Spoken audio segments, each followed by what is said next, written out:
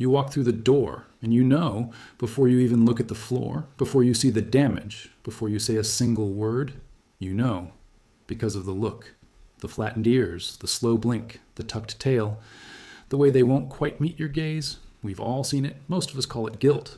We tell our friends, he knew exactly what he'd done. We share the videos. We laugh. We feel understood. But what if everything you thought you knew about that look? Dog psychology has spent decades asking a deceptively simple question. Do dogs actually feel guilt, or do they just look like they do? Because those are two very different things. And the difference matters, not just scientifically, but for how you understand your entire relationship with your dog.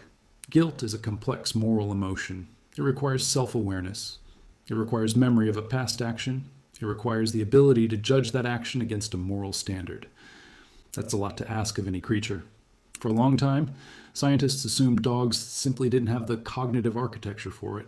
But then researchers started actually studying the guilty look inside a laboratory. And what they found didn't settle the question. It completely reframed it. Most dog owners are absolutely certain of one thing.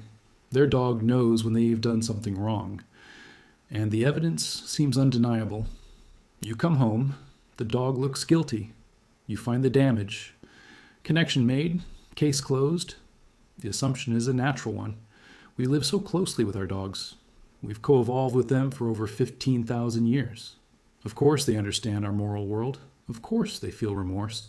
In fact, in a survey of dog owners, nearly 74% believed their dog experienced guilt, and almost all of them pointed to the same evidence. The look. It makes us feel seen by our animals. It makes discipline feel fair, because the dog clearly understands. But here's where behavioral science began asking the uncomfortable question. What if the look isn't about what the dog did? What if it's about something else entirely? In 2009, cognitive scientist Dr. Alexandra Horowitz at Barnard College ran a now famous experiment. And it was elegantly simple. She instructed owners to leave their dogs alone in a room. Each dog was told not to eat a treat left on the floor. Then the owner left. In some cases, the dog obeyed. In others, Horowitz secretly allowed the dog to eat the treat. And in some trials, she removed the treat herself, making the dog appear guilty, even though it had done nothing wrong. Then the owners returned. Some were told their dog obeyed. Others were told the dog had misbehaved, whether or not it was true. And then she filmed the greeting. What she found dismantled a century of assumption. The guilty look did not correlate with whether the dog had eaten the treat. It correlated with whether the owner believed the dog had eaten it. Let that settle for a moment. Dogs that had done nothing wrong, but whose owners thought they had, showed the most pronounced guilty look. Dogs that had disobeyed, but whose owners didn't know, showed almost no guilty look at all. The look wasn't triggered by the dog's actions. It was triggered by the owner's emotional state. Horowitz's study opened a floodgate. Suddenly, researchers across the world wanted to understand what the guilty look actually was, if not guilt. A 2015 study by researchers at the University of Portsmouth took a different angle. They used hidden cameras to observe dogs after a misdeed, when owners were both present and absent. The results were striking. Dogs who had misbehaved showed almost no behavioral change when they were alone. The guilty postures only emerged when the owner was present or when the owner's return was imminent. This is critical, because genuine guilt, the kind we experience, doesn't require an audience. You feel guilty even when no one is watching, even when no one will ever know. But dogs don't seem to work that way. Further research from Eötvös Loránd University in Budapest, one of the world's leading institutions in dog cognition, found something equally revealing. While dogs have rich emotional lives, fear, joy, frustration, deep attachment, the evidence for secondary emotions like guilt, shame, and pride remains elusive. These emotions require what psychologists call self-conscious evaluation. You have to step outside yourself, observe your own behavior, and judge it. That's a cognitively expensive process. And while dogs are far more intelligent than we once assumed, most animal behavior researchers believe this particular form of self-reflection may be beyond their current cognitive range. But here's where things get interesting. What dogs can do is arguably more remarkable. If the guilty look isn't guilt, then what is it? The answer lies in one of the most extraordinary abilities dogs have ever developed.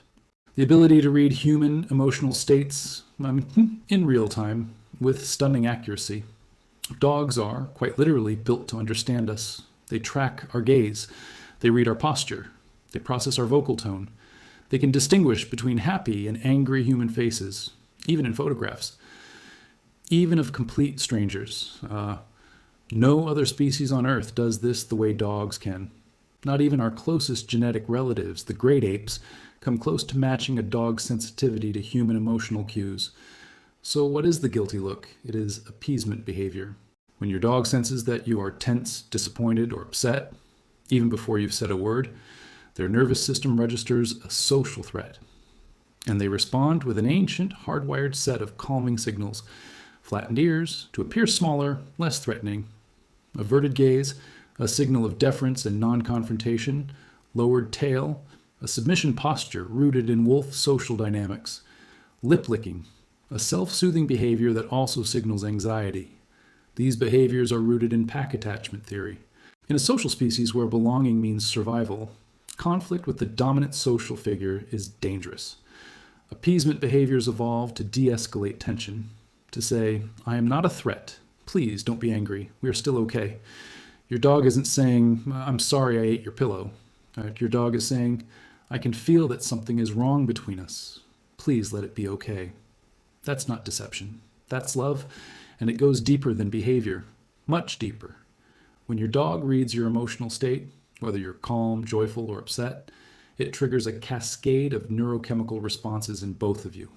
Researchers at Asabu University in Japan famously demonstrated that sustained eye contact between dogs and their owners causes a significant spike in oxytocin, the bonding hormone, in both species simultaneously.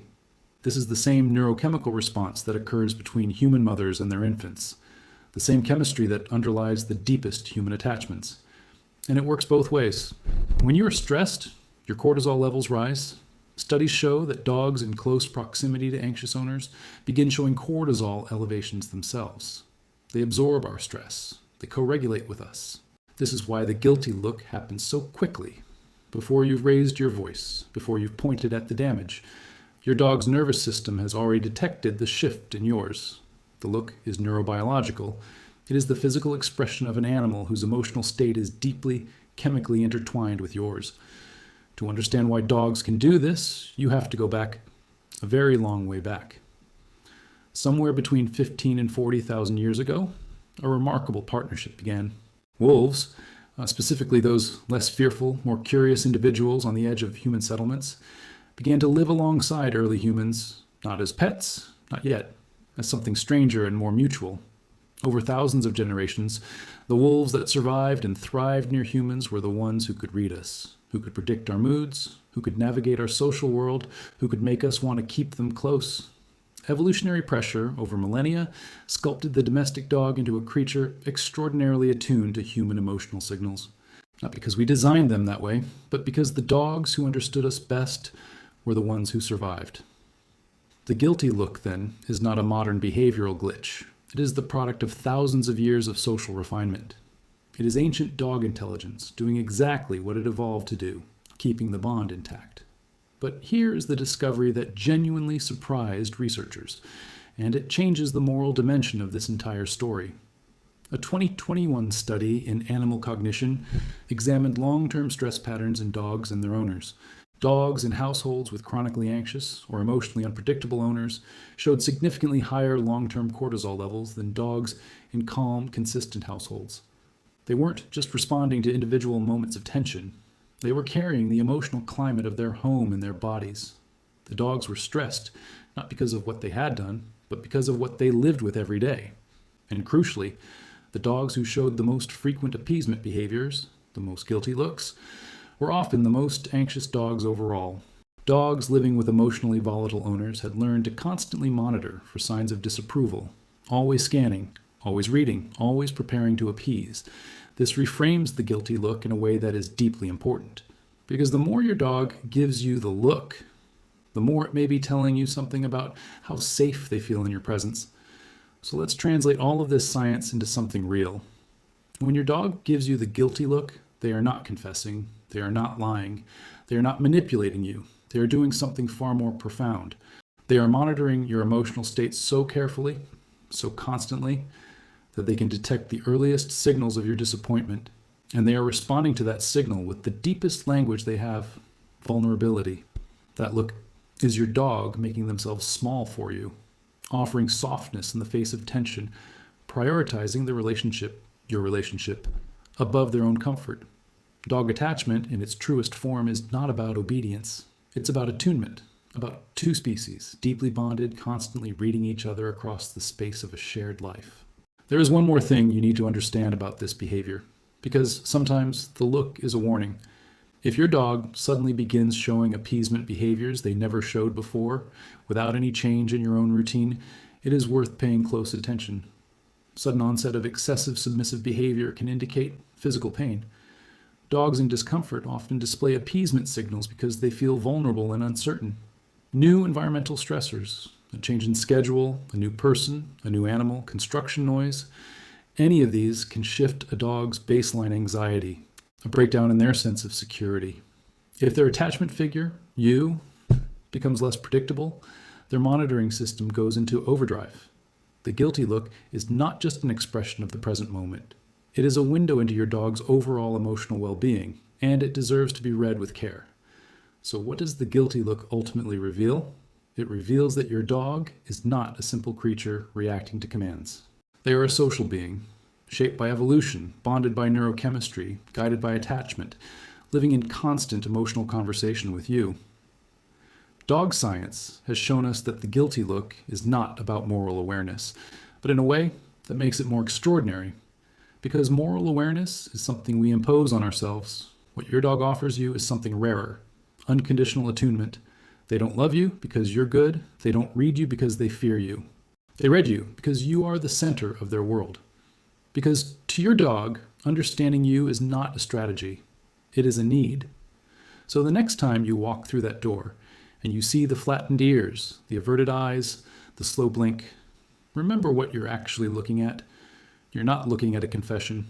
You're looking at a creature who has been watching for you, who felt the shift in the air the moment you arrived, who is offering you the only peace offering in their vocabulary. That look is not guilt, it's devotion. It's 15,000 years of partnership distilled into a single quiet moment. It's your dog saying, in the only language they have, "Please, we're still okay, aren't we?" And now, maybe for the first time, you know exactly how to answer. Drop a comment below. Does your dog give you the look? And after watching this, what do you think they're really saying? If you found this fascinating, please hit the like button. It genuinely helps more people find these videos. And if you want to go deeper into dog psychology, animal behavior, and the science behind one of the most remarkable bonds on Earth, subscribe. We go deep every single week. There's a video on screen right now you're going to love. It's about why your dog follows you from room to room. And the answer, as you might expect by now, is not what most people think. I'll see you there.